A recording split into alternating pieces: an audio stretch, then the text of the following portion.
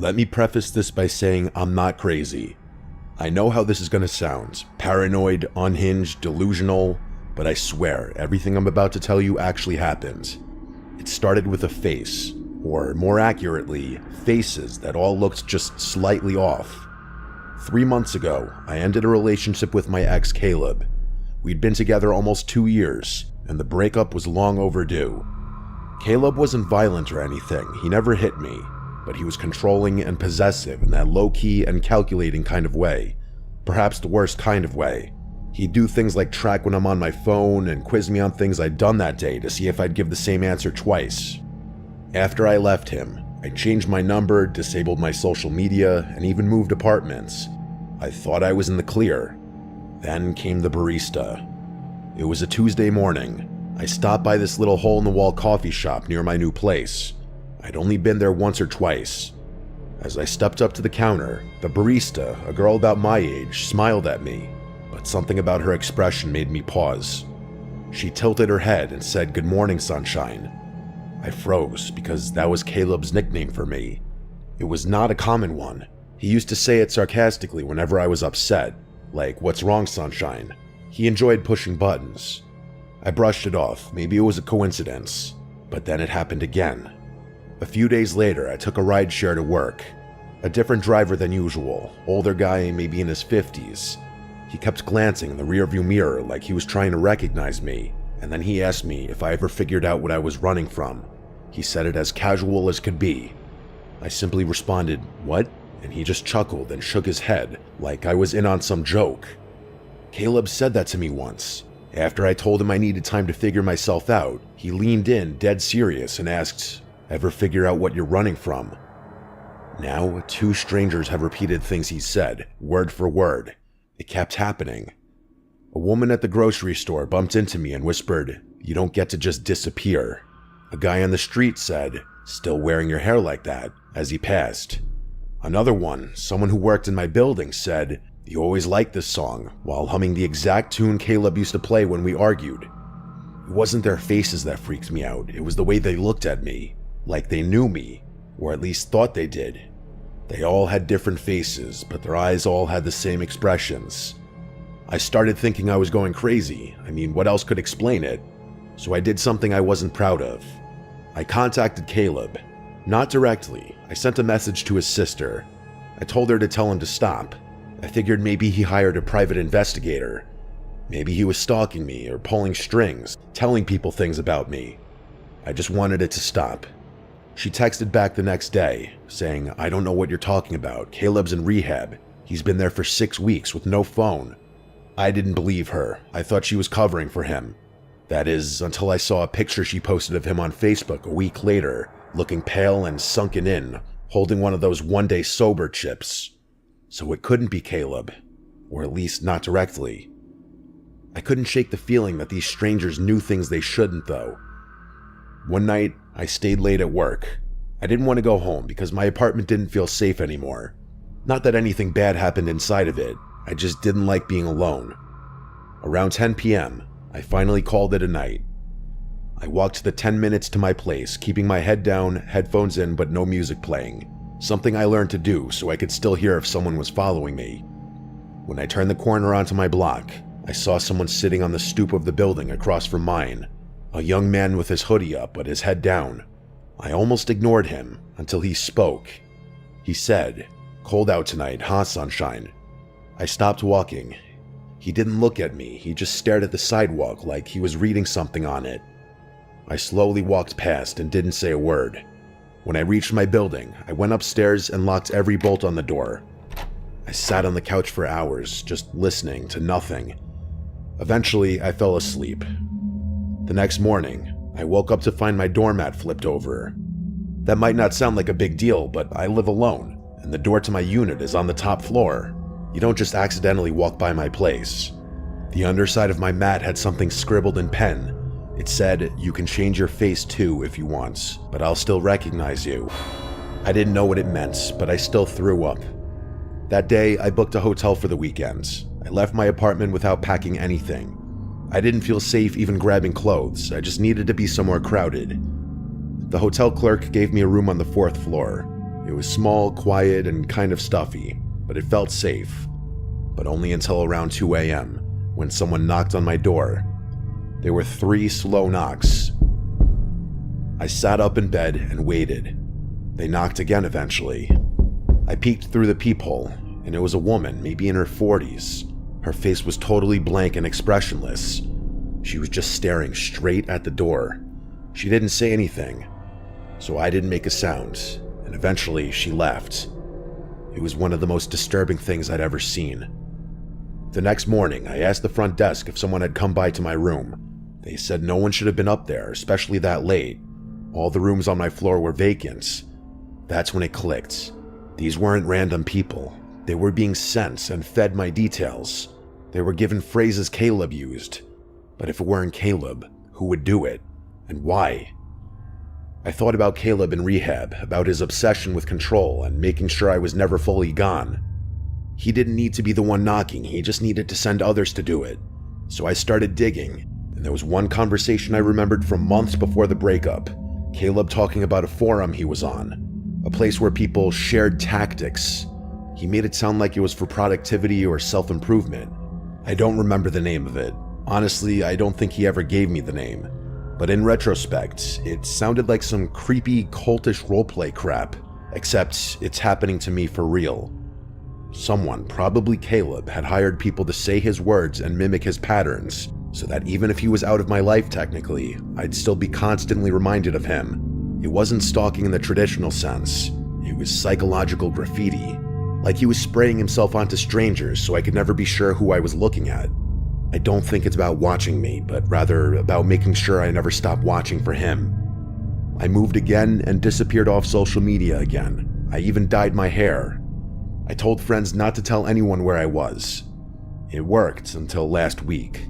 I was walking home from the bookstore and a woman passed me on the street and said, "Still hiding behind books, sunshine?"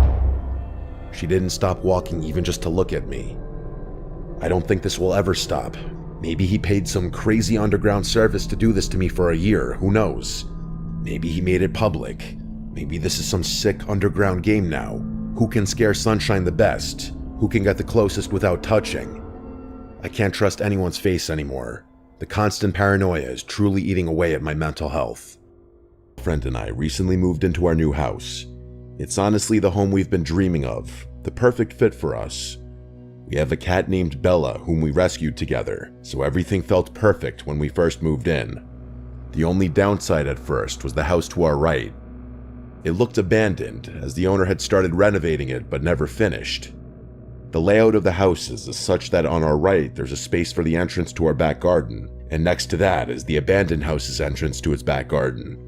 There's no fence separating the two, as the owner removed it to install a new one but never completed the job, leaving both back gardens with open access. Behind the abandoned house is another property separated by a fence. From what we could see, several young men lived there. Occasionally, when we returned home, we'd see them cutting through the neighbor's back garden to reach the front of the street. We didn't think much of it at first. Maybe they knew the owner and had permission. Fast forward to our first night in the new house. We were sitting in the back garden, enjoying the space, and looked up at the houses behind us, just out of curiosity. That's when we noticed a man staring blankly at us from a window. He wasn't hiding it, he made it very obvious. There was no expression on his face, and the room was dark, which made the whole thing even more unsettling. We assumed he was just curious about his new neighbors, but after half an hour of that blank stare, we decided to go inside. The next few days were normal. I went to work, and my fiancée continued unpacking. One night, we decided to sit in the garden again. It was dark, but we enjoyed looking at the stars and having deep conversations, until we heard the makeshift wooden board fence being moved. 3 men appeared, standing there, staring at us. "Are you okay?" I asked, knowing they wouldn't leave unless I said something. The youngest looking one, around 29, was holding a big bag, and we had no idea what was inside. He offered us some stolen washing up tablets, which we declined. I made a joke about it because the situation felt so awkward. He smiled and said okay, and then they left. What struck me was how they just let themselves into our garden without saying anything, like as if they had every right to be there. We went back inside, thinking it was a one-off, but it all started getting worse from there. They began helping themselves into our garden more often and acting in ways that were clearly meant to intimidate us. They would get into the next door house by lifting up the fence that separated the back gardens and walking through. I forgot to mention, my girlfriend and I are both 20 years old, so of course the idea that they might be trying to intimidate us as two young women was the first thing that crossed our minds. One day, while I was cleaning the front room, two police officers came around the side of our house and entered the abandoned garden. They lifted up the fence and looked around for a few minutes before leaving without saying anything. I thought it was strange, but continued with my day, assuming maybe the people next door were trouble.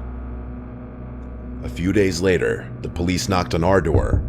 They explained that the house behind us was now vacant. The men had been kicked out for antisocial behavior, apparently not just towards us, but with other neighbors too. Honestly, we were relieved. Even though they hadn't physically done anything yet, it meant they wouldn't get the chance to escalate things. We continued settling into the house, but one day, while I was in the bath, I heard a loud bang outside. I quickly got dressed and ran to find my girlfriend. I found her recording something from our spare bedroom window, which faces the garden of the now empty house. I asked what was going on, but she shushed me. After a moment, she explained. A man we had never seen before pointed up at our bedroom window, and when she noticed him, he sprinted full speed toward our house. He tried our door handle on the way past, then ran back into the garden, threw the broken fence up, and started banging on all the windows of the empty house. We called the police immediately. They came, watched the video, took a statement, and left. We were shaken. Why would they try our door handle and then break into that house? What was he planning? A few nights later, while we were in bed, we heard whistling. The kind of whistle men use to harass women. It was 2:16 a.m. We listened quietly, and then heard someone tapping on our window. Terrified, we checked the cameras, but for some reason, they didn't record anything. Whoever it was must have left shortly after because the noises stopped. We were too scared to sleep, so the next day, we went to my mom's and stayed the night. When we returned the following morning, we noticed our Ring doorbell had been removed and placed on the floor. The SD card was gone. Someone had clearly come back, and we knew who it was. Who else would do that? We called the police again, and they told us to keep all the doors and windows locked. The woman on the phone even said that the removal of the camera could be a sign that they were planning something, which terrified us even more. But at least she was honest. The whistling, banging, and attempts to re-enter the house continued for weeks. We made multiple police reports. They never tried our door again, so we hoped it was over. But 3 weeks later, while in bed watching funny clips from our camera, we checked the live feed. That's when we saw a man outside, wearing a black mask covering his mouth and nose, with his hood up, standing in front of our garden with his arms spread wide, like he was imitating Jesus on the cross. He stared up at our bedroom window with his head tilted. We froze. At the time, we had moved the camera inside the house, so it didn't record. We were so shaken we didn't even think to screen record. He then spoke, but we couldn't hear what he said. Then he turned around, walked to the opposite side of the street, and just stood there, staring at our house for about 30 minutes. We called the police again. They said it wasn't illegal to stare at someone's property and dismissed the whole thing, even when we told them what he did on our lawn. They made us feel like we were overreacting. We couldn't sleep for days. Any noise outside terrified us, even normal ones. Then, one night at 2:52 a.m., we got a notification. I woke my girlfriend and said, "Someone's outside, I know it. Please check the camera." She did, and there they were. Two masked men coming from the side of our house, shining flashlights into our windows. One of them, the same man who had been harassing us, was holding what looked like a crowbar. Why us? What was the point of this? For days on end, he would stand across the street, pointing, waving, or shouting things up at our window. Every time we looked, he would stare blankly at us. It was clearly meant to scare us, and it worked. We kept contacting the police, but they've done very little.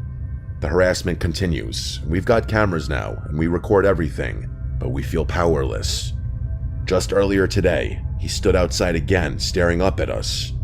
We got it on video, and we're absolutely terrified, but we'll update if anything else happens.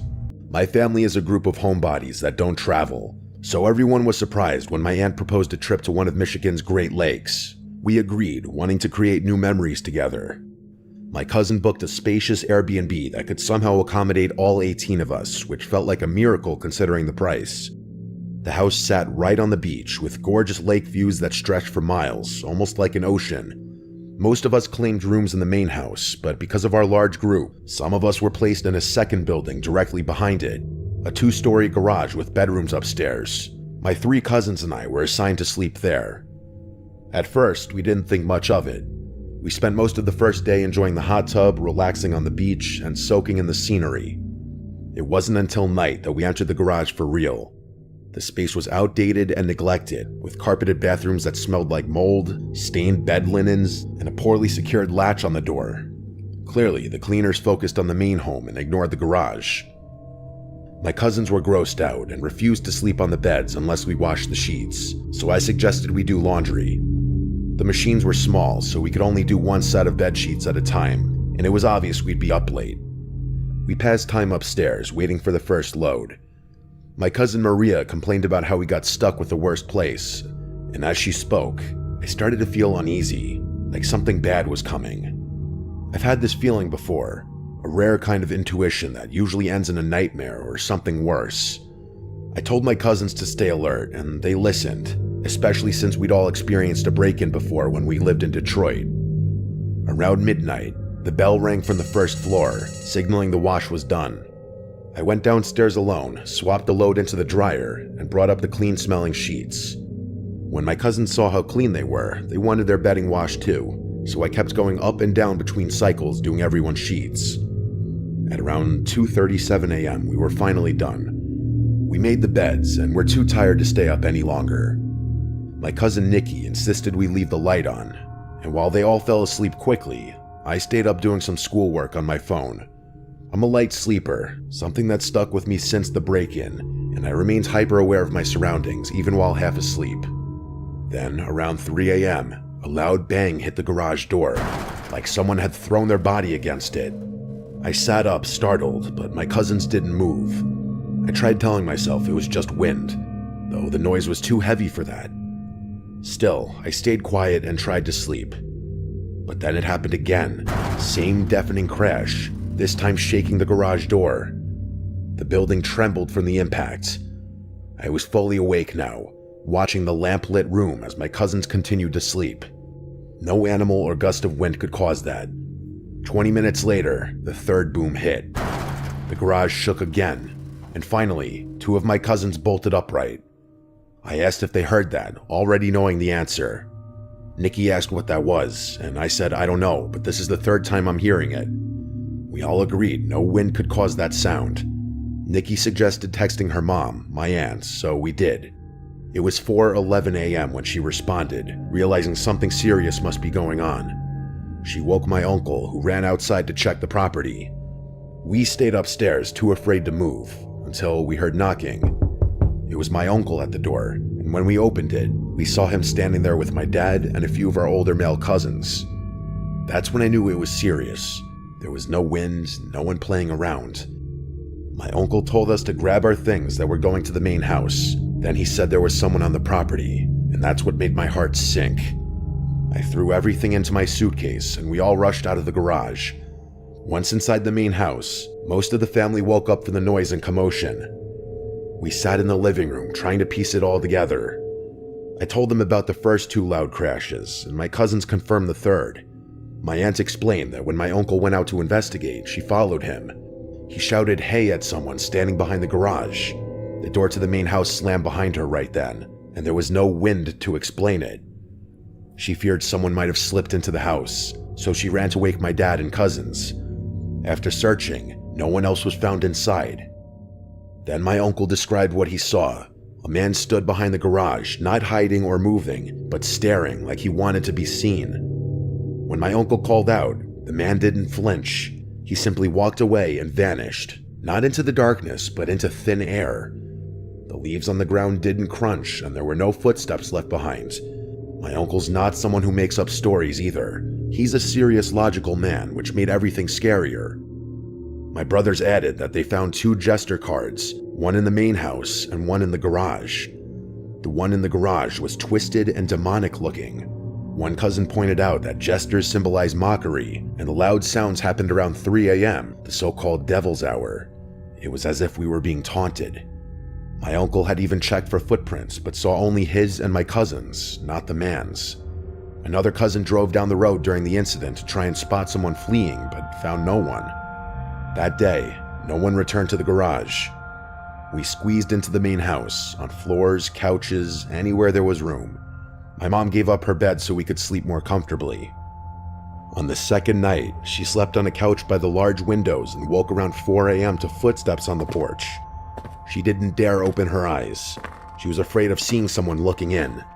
Then she heard someone trying the basement door.